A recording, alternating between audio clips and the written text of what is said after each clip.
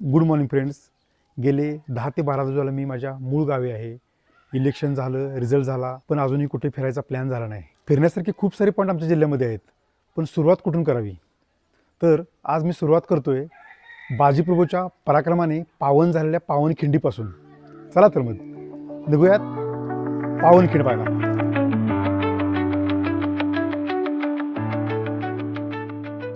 तर फ्रेंड्स, मी आता पावनखिंडला जायला निघालो आहे. बघूयात माझे फ्रेंड्स येतात का, प्रत्येकाला बोलून बघूयात कोण येते पावनखिंडसाठी. रसल रसल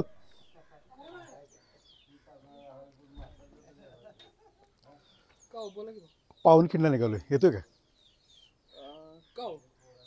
पावनखिंडला निघालोय, फिरायला निघालोय. ठीक आहे या वेळेसाठी तर आमच्याकडे टाइम आहे. चल, एक मिनिटात गेलो आणि 5 मिनिटात 2 मिनिटात आवरून घे.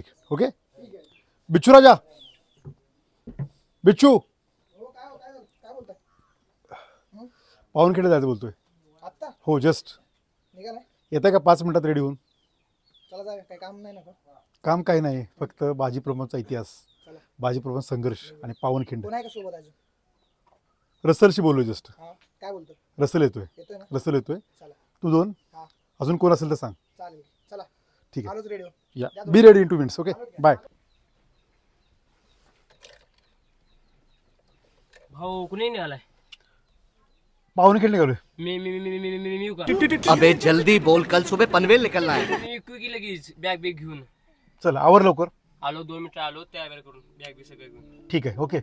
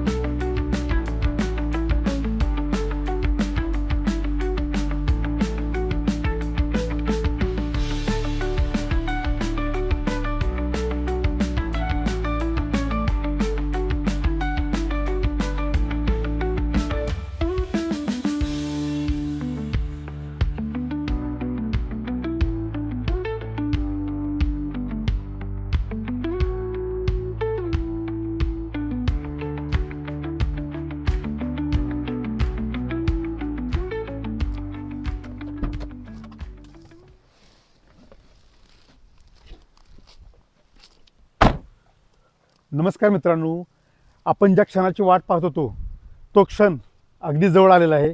आपण पावनखिंडमध्ये पोचलेलो आहे. कोकरूडपासून 30 किलोमीटर अंतरावरती पावनखिंड आहे आणि आपण पाहताय हा समोर दगडी चौतरा आहे.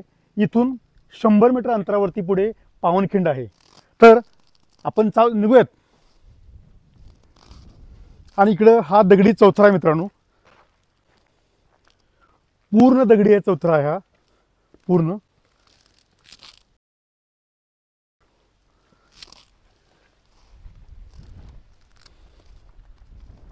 आणि शिवरायांचा वरती ध्वज जाणता राजा हा असाच फडकवत आहे. ठीक आहे.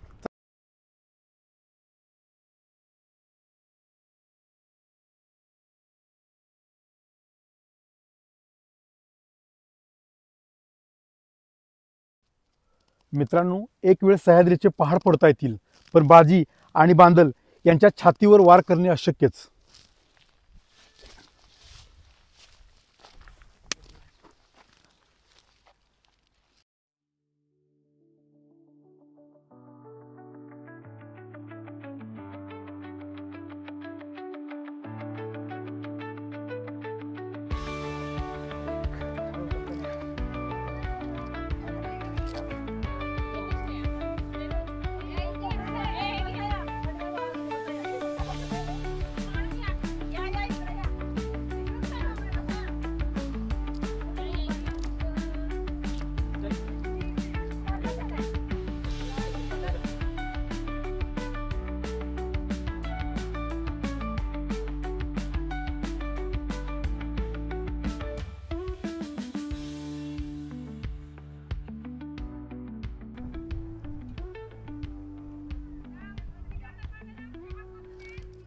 मित्रांनो, आता आपण ध्वजस्तंभ या ठिकाणी आलो आहे.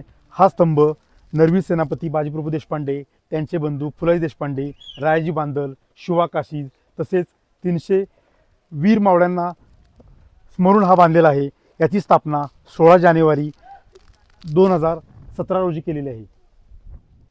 तुम्ही वर पाहिजे मी तुमचा हा, review घेतो. हा. चांगला वर कुठून निघायचं असं एका लाईन मध्येच घे पूर्ण. असं एका लाईन असं घ्या की, असं घ्या की. एकच अरे काठी त्याला तिथलं ही यायला अवघड आहे, डेंजर आहे. आई शपथ भेट नाही ना कधी. हे सांगणार घेऊन जाईल गण्या, परत खाली ठेवलं तर मी येलच तू. ते भेटतं का छो.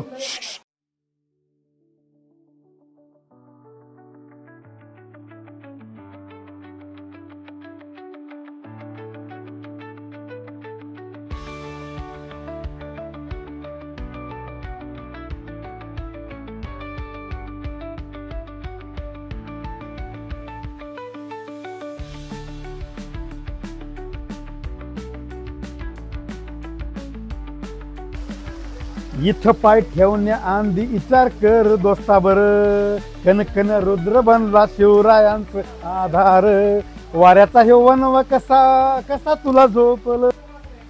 मित्रांनो, मी सध्या पावनखिंडमध्ये आलोय. या खिंडीचं सुरुवातीचं नाव घोडखिंड असं होतं. इथूनच 5 किलोमीटर अंतरावरती घोड्यांचा बाजार व्हायचा. त्या बाजारात विकत घेतलेली घोडी या मार्गातून विशाळगडला घेऊन जायचे. त्यामुळं या खिंडीला घोडखिंडी हे नाव पडलं. ठिकाणी सेनापती बाजीप्रभू देशपांडे, त्यांचे बंधू फुलाजी देशपांडे, रायाजी बांदल व त्यांच्या 300 सहकाऱ्यांनी छत्रपती शिवाजी महाराज यांना वाचवताना त्यांच्या प्राणाची आहुती दिली. त्यानंतर या खिंडीचं नाव पावनखिंड हे ठेवण्यात आलं.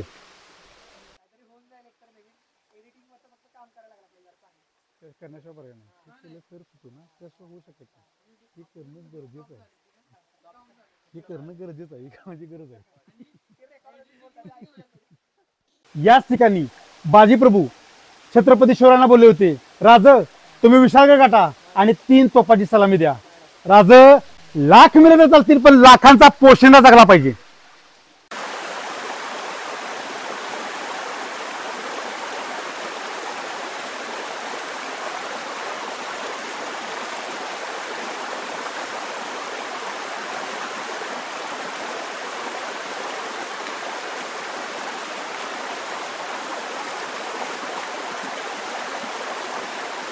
या खिंडीचा इतिहास असा आहे की 13 जुलै 1660 रोजी छत्रपती शिवाजी महाराज सिद्धजोहरच्या वेढ्यातून पन्हाळ्यातून पावनखिंड मार्गे विशाळगडला याच खिंडीतून गेले होते.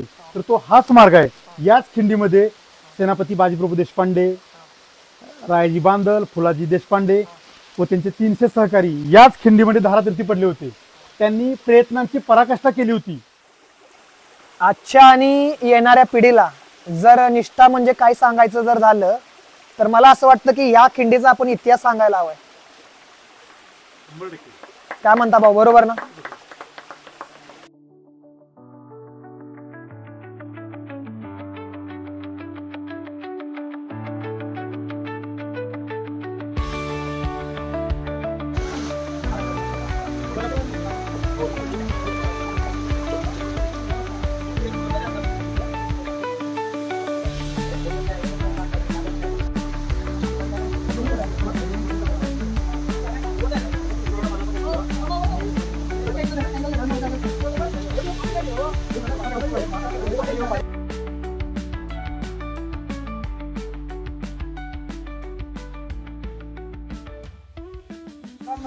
एवढंच सांगणार राहील की या पावनखिंडीसारख्या पावन ठिकाणी तुम्ही, तुमची फॅमिली आणि मित्रपरिवार नक्की एकदा व्हिजिट करा आणि या ऐतिहासिक स्थळाला स्वतःही साक्षीदार राहा. आणि असे नवीन नवीन व्हिडिओ पाहण्यासाठी नक्की आपण या चॅनलला लाईक, सबस्क्राईब आणि शेअर नक्की करा. थँक्यू.